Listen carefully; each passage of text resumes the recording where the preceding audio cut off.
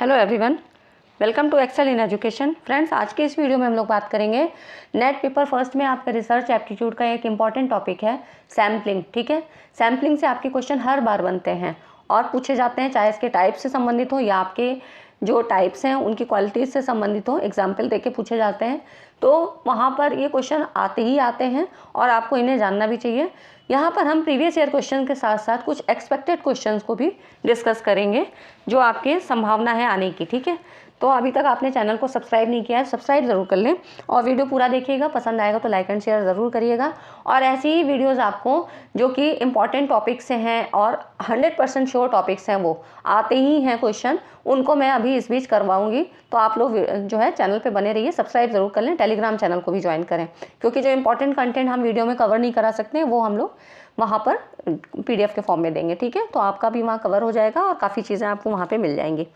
और चलिए स्टार्ट करते हैं। देखिए, आपकी जो सैम्पलिंग के क्वेश्चन बनते हैं वो किस तरह से बनते हैं, तो क्वेश्चंस को देखेंगे प्लस एक्सप्लेनेशन भी देखेंगे। सैम्पलिंग क्या होती है? सैम्पलिंग, जैसे कि आपको पता ही है कि जब आप अपने ब्लड ग्रुप को जानने के लिए जाते हैं डॉक्टर के पास, पैथोलॉजी में जाते हैं, तो वहाँ पे क्या करता है कि पैथोलॉजी वाला आपका ब्लड का जो है सैंपल थोड़ा सा ले लेता है ना, स्लाइड में अपना उस थोड़े से जो है उसको थोड़ी सी क्वांटिटी में वो ले लेता है और उसी के आधार पर वहाँ पे टेस्ट करके पता लगता है कि आपका ब्लड ग्रुप क्या है, या आपको कोई डिसीज़ है, या आपको कोई प्रॉब्लम है, वहाँ से ही पता लग जाता है। तो ये क्या है, एक सैंपल ही तो था जो कि हमारा पूरा ब्लड वेस्ट ना करके थोड़े से सैंपल के द्वारा उसकी जो है जानकारी हमें मिल जाती है। तो इसीलिए सैम्पलिंग रिसर्च में भी की जाती है। ठीक है, इसी को न्यायदर्श, प्रतिदर्श या प्रतिचयन, आप कुछ भी ऐसे कह सकते हैं। तो ये जो बड़े समूह को, जो हम अगर रिसर्च की बात करें तो जो बड़े समूह को अध्ययन की जनसंख्या अथवा पॉपुलेशन, समष्टि या समग्र यूनिवर्स कहते हैं। तो जो हमारा, जैसे कि जो शरीर में ज़्यादा ब्लड है, या इसी तरह से कहीं पर भी जो आप बड़े ग्रुप से आप थोड़ा सा जो सैंपल लेते हो, तो उस बड़े ग्रुप को पॉपुलेशन कहते हैं अथवा यूनिवर्स कहते हैं।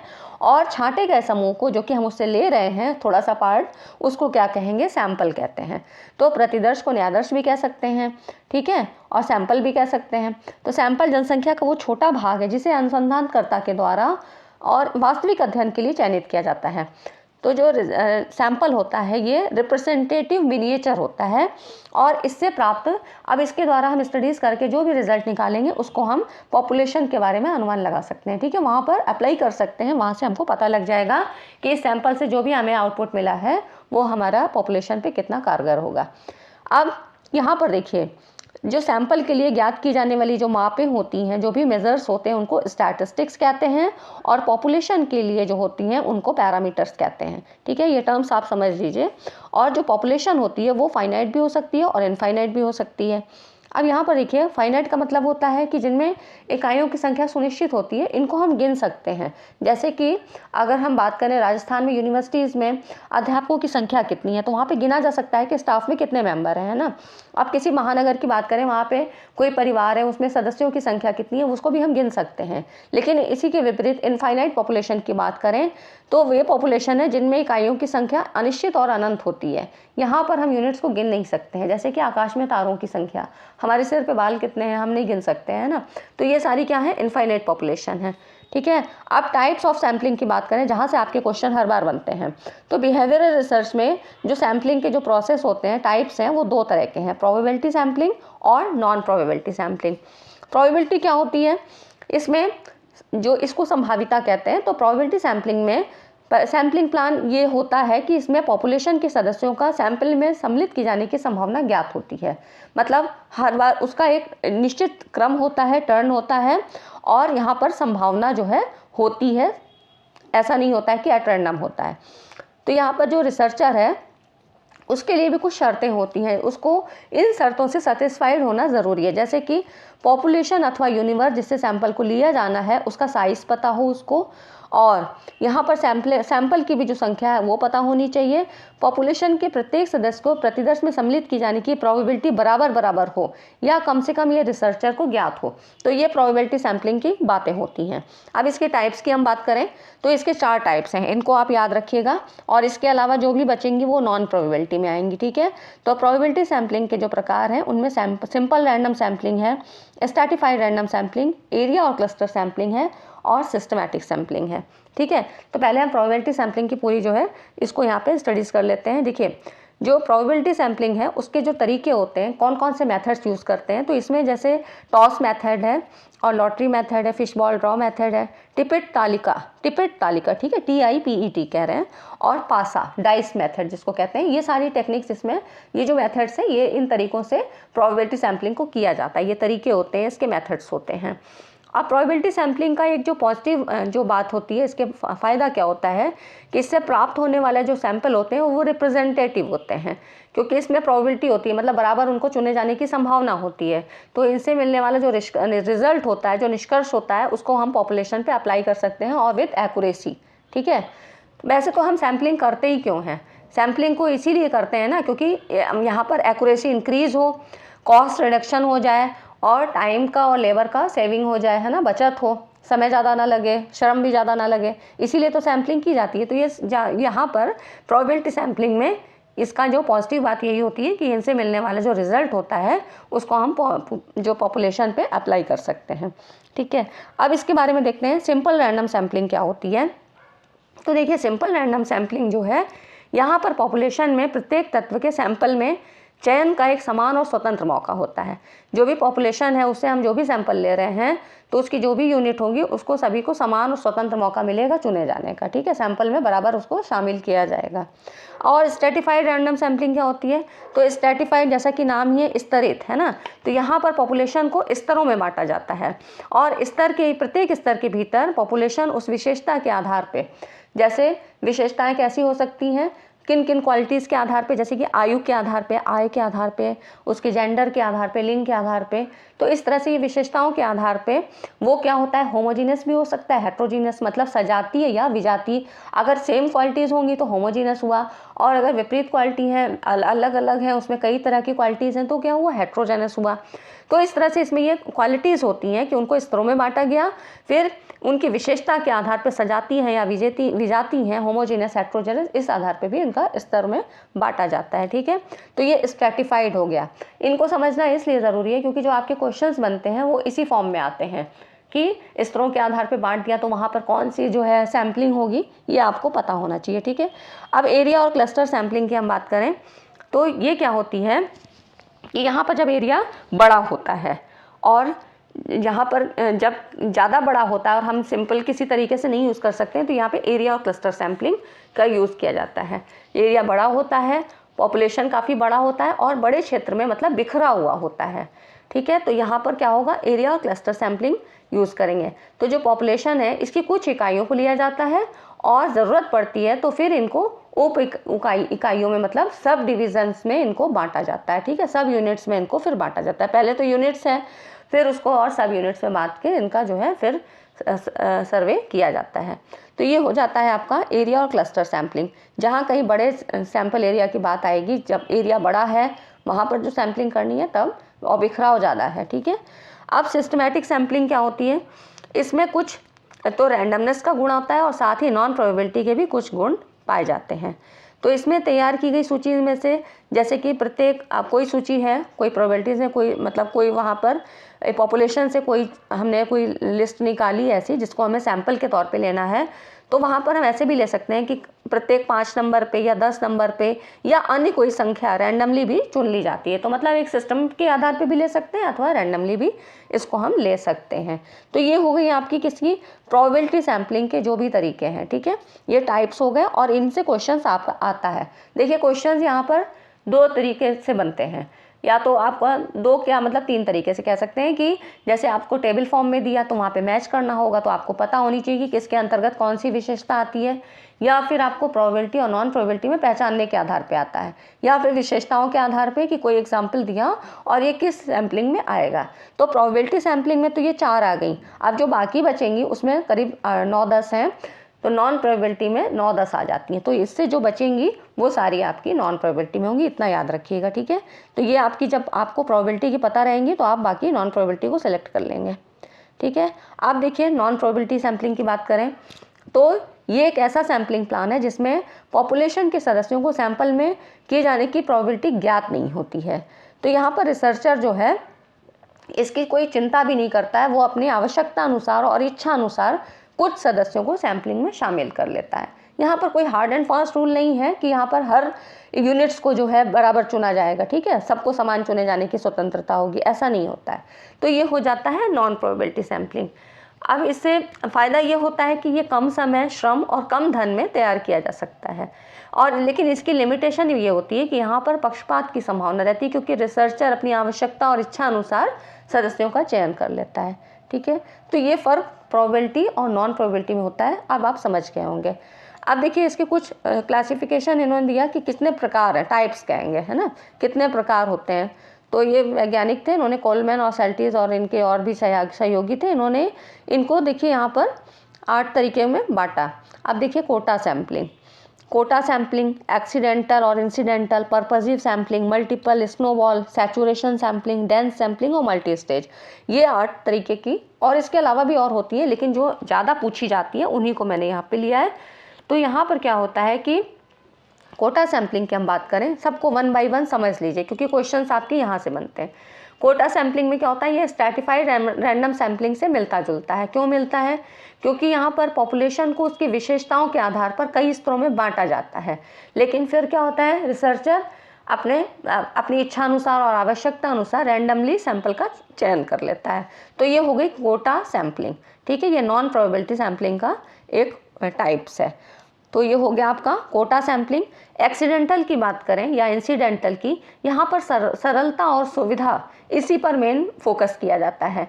ऐसे सैंपल में उन लोगों को प्रधानता दी जाती है, जो रिसर्चर का मेन उद्देश्य क्या होता है कि वो सैंपल में ऐसे लोगों को ले, पॉपुलेशन से जो अपने सैंपल को उसको चुनना है, वो ऐसे लोगों को चयन करे जो कि इच्छुक हों, खुद से मतलब इच्छुक हों और जानकारी दे सकें, आसानी से उसको उपलब्ध भी हों और इस अध्ययन में भाग लेने के योग्य हों।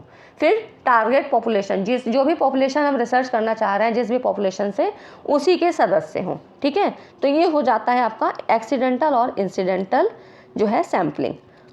अब पर्पसिव सैम्पलिंग क्या होती है, तो यहाँ पर देखिए पर्पसिव सैम्पलिंग में, इसमें जो प्राथमिक विचार है वो शोधकर्ता का निर्णय है कि आपके अध्ययन के उद्देश्यों को प्राप्त करने के लिए सबसे अच्छी जानकारी कौन दे सकता है। तो उसका एक पर्पस होता है, और रिसर्चर क्या है, उन्हीं के पास जाएगा जहां उसको जानकारी मिल जाए और उसको वो लोग शेयर भी करें, ठीक है। जो लोग उसको बता सकेंगे और उसका जो प्रोसेस है उसको ईजी बना सकेंगे, तो वहाँ पर उन लोगों के पास वो जाएगा। तो अपना एक पर्पस होता है, ठीक है। और उसके बाद देखिए मल्टीपल सैम्पलिंग की बात करें, तो मल्टीपल सैम्पलिंग में क्या होता है कि ये डबल सैम्पलिंग का ही एक्सटेंशन होता है। जैसे आप डबल सैम्पलिंग आप कहेंगे क्या होता है, तो डबल सैम्पलिंग जैसा कि नाम है, इसमें सैंपल से ही दोबारा रिसर्चर कुछ लोगों को चुनकर उन पर स्टडी करता है, ठीक है। तो ये हो गया आपका डबल सैम्पलिंग और मल्टीपल सैम्पलिंग। डबल सैम्पलिंग का ही जो और विस्तृत रूप है वो हो गया। तो ये आपका ये हो जाता है। अब देखिए इस तरह से करके मैंने इसी में आपकी 8-10 जो है 10 करीब आपको बता दी। अब स्नोबॉल सैम्पलिंग क्या होती है, स्नोबॉल मतलब, या इसी को रेफरल चेनिंग सैम्पलिंग भी कहते हैं। इसका स्वरूप जो होता है सोशियोमेट्रिक होता है। यहाँ पर रिसर्चर उन उत्तरदाताओं की एक छोटी संख्या की पहचान करता है जिनके पास शोधकर्ता के लिए किसी इंटरेस्ट या उसका विशेषताओं का एक सेट होता है। जैसे कि अब रिसर्चर को मान लीजिए ऐसे लोगों का जो है रिसर्च करना है वहाँ पे कि नशा कितने लोग करते हैं और उसका क्या प्रभाव है। तो नशा करने वालों पर, तो वहाँ पर क्या है, वो एक व्यक्ति से करेगा, मतलब बात करेगा, उसका व्यूज़ जानने की कोशिश करेगा। इसी तरह से वो उससे संबंधित और लोगों को, तो एक तरह से चेन बनती चली जाती है ना। तो यही चीज़ जो है आपकी क्या होगी, स्नोबॉल सैम्पलिंग में होती है। या ऐसे और भी एग्जाम्पल है कि कोई नई दवा आई मार्केट में और डॉक्टरों के बीच उसकी इन्फॉर्मेशन किस तरह फैली, डॉक्टरों ने उसको किस तरह से जो है लिया, कहाँ से उसका सोर्स प्राप्त किया, कोई मैगजीन के द्वारा, कोई न्यूज़पेपर के द्वारा या किसी के थ्रू के। तो इस तरह से ये जानकारी मतलब एक चेन के रूप में कैसे हमको मिली। तो ठीक है, एक समाज में किस तरह एक व्यक्ति से दूसरे व्यक्ति, दूसरे से तीसरे, कैसे ये जो है सर्कुलेट हो रहा है, ये जानकारी जब मिलती है तो यहाँ पर ये होता है आपका स्नोबॉल सैम्पलिंग, ठीक है। अब आप पहचान लेंगे कि जब कभी इस तरह से कोई सवाल आएगा तो आपका ये हो जाएगा कि ये स्नोबॉल है या और कोई है। सैचुरेशन सैम्पलिंग की हम बात करें तो यहाँ पर रिसर्चर उन सभी को सैंपल में शामिल कर लेगा जिसमें उसका इंटरेस्ट है। तो ये बहुत ज़्यादा ठीक नहीं होती है, ठीक है। सैचुरेशन सैम्पलिंग में अब क्या होगा, वहाँ सैचुरेट हो जाएगा, एक मतलब संतृप्त अवस्था में हो जाएगी। वहाँ पर कोई भी ऐसी वो उम्मीद नहीं की जा सकती कि इसका जो रिजल्ट है वो बहुत एक्यूरेट होगा। डेंस सैम्पलिंग में क्या होता है, यहाँ पर वो जो सैम्पलिंग में लोगों को लेगा, आधे लोगों को कम से कम ले लेगा। जैसे कि जो भी पॉपुलेशन उसने चुना, अब वो मान लीजिए कि उसको किसी एक प्राइवेट सेक्टर में जॉब करने वाले जो डॉक्टरों की उसको रिसर्च करना है कि जॉब सेटिस्फैक्शन का क्या प्रभाव, मतलब वो कितना जॉब सेटिस्फाइड, कितने सेटिस्फाइड हैं प्राइवेट प्रैक्टिस करते हुए डॉक्टरों, तो डॉक्टरों पे वो अपना रिसर्च करना चाहता है। अब यहाँ पर मान लीजिए वो जो डॉक्टरों की संख्या है वो 1200 है, तो इसमें डेंस सैम्पलिंग में वो क्या करेगा, कम से कम 600 लोगों को अपने सैंपल में शामिल कर लेगा, ठीक है। तो आधे लोगों को कम से कम ले लेता है। और सैचुरेशन में क्या था कि वो सभी को शामिल करना चाहेगा, ठीक है। तो ये फ़र्क हो जाता है। उसके बाद आता है मल्टी स्टेज। मल्टी स्टेज में क्या होगा कि यहाँ पर ये जो है क्लस्टर सैम्पलिंग का ही कॉम्प्लेक्स फॉर्म है। पॉपुलेशन को कई ग्रुप में बांटा जाता है। तो जैसे कि क्लस्टर सैम्पलिंग में था कि यूनिट्स में, फिर सब यूनिट्स में, इस तरह से बांटा गया था क्योंकि एरिया बड़ा था। तो इसी तरह से मल्टी स्टेज भी होता है। तो यहाँ पर भी काफ़ी स्टेजेस में बांट के फिर इसका जो है सैंपल लिया जाता है। और कई ग्रुप में बांट सकते हैं, जैसे कि multi stage cluster sampling, multi stage random sampling. तो यहाँ पर यह होगा कि इसका फ़ायदा ये होगा कि शोधकर्ताओं के सर्वे का सही नमूना ढूंढना सुविधाजनक हो सकता है। मतलब उसका जो रिसर्च प्रोसेस है वो आसानी हो जाएगी, ठीक है। ऐसा सैंपल को चयन करके उसका जो रिसर्च का प्रोसेस है वो अच्छा हो जाएगा। तो ये हो गई आपकी सारी सैम्पलिंग की टेक्निक्स, ठीक है। तो ये वीडियो आपको पसंद आ रही हो, वीडियो सेशन अच्छा लगा हो तो वीडियो को लाइक ज़रूर करें। आप देखिए कुछ क्वेश्चंस को देते हैं, ये एक्सपेक्टेड क्वेश्चन है, ऐसे हो सकता है ऐसे क्वेश्चन पूछे जाए, क्योंकि जो प्रीवियस ईयर क्वेश्चन पूछे गए थे वो भी मैंने लिए हैं, और जो क्वेश्चन बन सकते हैं संभावना है वो भी मैंने यहाँ पे लिए हैं। देखिए, जब कोई शोधकर्ता पूर्ण जनसंख्या में से पूरे पॉपुलेशन की बात करता है, 100 प्रोबेबिलिटी सैम्पलिंग का चयन करता है, तो उसे कौन सा न्यायाधीश कहा जाता है? तो उसको कौन सा कहा जाएगा? ये कहा जाएगा आपका सिंपल रैंडम सैम्पलिंग, ठीक है, क्योंकि पूरे पॉपुलेशन से वो 100 का ही चयन कर रहा है। अब देखिए नेक्स्ट है, एक शोधकर्ता विद्यालय के छात्रों को लिंग के आधार पर बांटता है और उसके बाद रैंडम डिजिट टेबल का उपयोग करता है, तो वो कौन से समूह का, कौन से सैम्पलिंग का चयन करता है? तो ये सीधी सी बात है, स्ट्रैटिफाइड। जब भी कहीं स्तरों में बांटने की बात आएगी, वो मतलब आयु के आधार पे, जेंडर के आधार पे और आय के आधार पे, इस तरह से कहीं पर भी किसी भी स्तर पे बांटने की बात होगी तो वहाँ पे क्या होगा, स्ट्रैटिफाइड रैंडम सैम्पलिंग होगा, ठीक है। अगला क्वेश्चन देखिए, क्लस्टर सैम्पलिंग का उपयोग तब करते हैं जब स्कैटर्ड हो और आदर्श सैम्पलिंग का आकार बहुत बड़ा हो। हाँ, ये बिल्कुल ठीक बात है। और लंबे सर्वे की भी आवश्यकता होती है, यहाँ पर लंबा सर्वे चलता है क्योंकि बड़ा है ना, यूनिट्स बड़ी हैं। तो इस तरह से दोनों ए और सी दोनों यहाँ पर शामिल हैं, ठीक। नेक्स्ट क्वेश्चन देखिए, प्रयोग के लिए जो सैंपल आसानी से उपलब्ध हो जाते हैं उसको कहा जाता है, तो यहाँ पर देखिए इसको कहा जाता है आपका इंसिडेंटल सैम्पलिंग, ठीक है। यहाँ पर इंसिडेंटल सैम्पलिंग होता है क्योंकि ईजी वे में मिल जाते हैं। और फिर देखिए कोटा सैम्पलिंग किसका उदाहरण है? तो ये आपको पता है नॉन प्रोबेबिलिटी का है, बाकी जो है ये नॉन प्रोबेबिलिटी का ही होता है, ठीक है। यहाँ पर देखिए और भी टाइप्स दिए हैं, लेकिन नॉन प्रोबेबिलिटी का ही ये फॉर्म होता है। आप देखिए, और अगला क्वेश्चन है, एक अन्वेषक विस्तृत जो है भौगोलिक क्षेत्र में नेत्रहीन बच्चों की आकांक्षाओं का व्यावसायिक अध्ययन करना चाहता है, उसको किस प्रकार के न्यायाधीश का चयन करना चाहिए? तो नेत्रहीन बच्चों की बात कर रहा है और भौगोलिक क्षेत्र में, है ना। तो यहाँ पर क्या करेगा, वो स्ट्रैटिफाइड सैम्पलिंग का प्रयोग करेगा, ठीक है, स्ट्रैटिफाइड रैंडम सैम्पलिंग का यहाँ पर यूज़ करेगा। अगला क्वेश्चन देखिए, ये है आपका, प्रतिचयन के उस प्रकार को किस रूप में जाना जाता है जो मात्र अपनी पहुँच के कारण शोधकर्ता को उपलब्ध है? एसेसिबिलिटी की बात करता है, तो ये होगा आपका कन्वीनियंस सैम्पलिंग, ठीक है, सुविधाजनक प्रतिचयन। फिर ये देखिए यहाँ पर टेबल दी हुई है, ये आपके प्रीवियस ईयर क्वेश्चंस की है।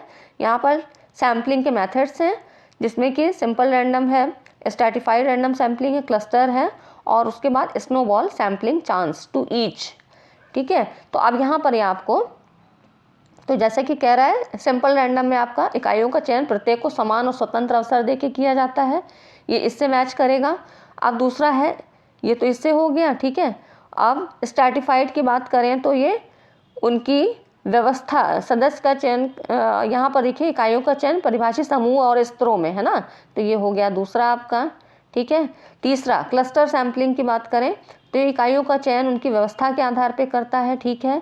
और स्नोबॉल सैम्पलिंग, यहाँ पर स्नोबॉल जो है सैम्पलिंग होती है, ये प्रथम सदस्य का अन्य के चिन्हित करने हेतु सूचना प्रदाता के रूप में, है ना, तो क्योंकि समाज में होता है तो एक सदस्य दूसरे सदस्य के द्वारा, ठीक है। तो ये हो गया आपके चारों की मैचिंग हो गई। और देखिए यहाँ पर ये आप देख सकते हैं, ठीक है, आप देख लीजिएगा। और देखिए आप अगला क्वेश्चन है, यहाँ पे कथन के रूप में है, ठीक है, स्टेटमेंट के फॉर्म में दिया है। तो पहला कह रहा है कि यहाँ पर कह रहा है random sampling may not be a practical strategy in case of a rare kind of population. मतलब दुर्लभ प्रकार के समग्र के मामले में व्यवहारिक विधि नहीं हो सकती है। हाँ, ये बिल्कुल सही बात है, ठीक है। और दूसरा कह रहा है कि यदि समग्र अत्यधिक विषम जाति हो तो सामान्य यादृच्छिक प्रतिदर्श की तुलना में स्ट्रैटिफाइड जो है रैंडम सैम्पलिंग बेहतर होता है। तो ये दोनों ही सही है, ठीक है, बोथ स्टेटमेंट्स आर करेक्ट, दोनों चीज़ें सही कह रहा है। अगला देखिए, जब भी कभी आप स्टेटमेंट के जो है क्वेश्चंस को सॉल्व करते हैं तो ये देखिए कि उनसे आपको जो जवाब मिल रहा है दोनों सही है, वो सही चीज़ कह रहा है या फॉलो कर रहे हैं कि नहीं कर रहे हैं, ठीक है। अब देखिए अगला क्वेश्चन है, यहाँ पर नीचे दो कथन दिए हैं, गुणात्मक शोध के लिए प्रतिदर्श आकार तकनीकी द्वारा भिन्न होते हैं लेकिन सामान्य रूप से लघु हैं। हाँ, क्वालिटेटिव रिसर्च के लिए बात कर रहा है तो बिल्कुल छोटा लिया जाता है ना। यहाँ पर जो सैंपल जो है वो जो रिसर्च का जो मतलब सैम्पलिंग साइज होता है वो छोटा होना चाहिए। और क्वालिटेटिव रिसर्च गुणात्मक शोध नॉन प्रोबेबिलिटी प्रतिदर्श को शामिल करता है। दोनों ही सही हैं, ठीक है। तो यहाँ पर बोथ स्टेटमेंट्स आर ट्रू। अगला क्वेश्चन है और ये लास्ट क्वेश्चन है आज का, which of the following is a non probability based sampling technique. तो इसमें कौन सी है आपकी, ये है बिल्कुल कोटा सैम्पलिंग है, ठीक है। तो ये हो गए आपके सैम्पलिंग के बारे में, टाइप्स के बारे में, और यहाँ से एक भी क्वेश्चन अब आपका गलत नहीं होगा।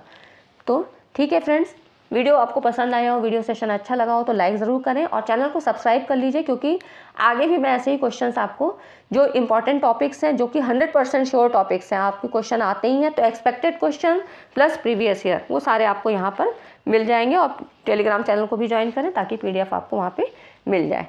ठीक है फ्रेंड्स, मिलते हैं अगली वीडियो में। चैनल पे बने रहिए और लाइक्स और शेयर ज़रूर करिएगा। Thanks for watching this video.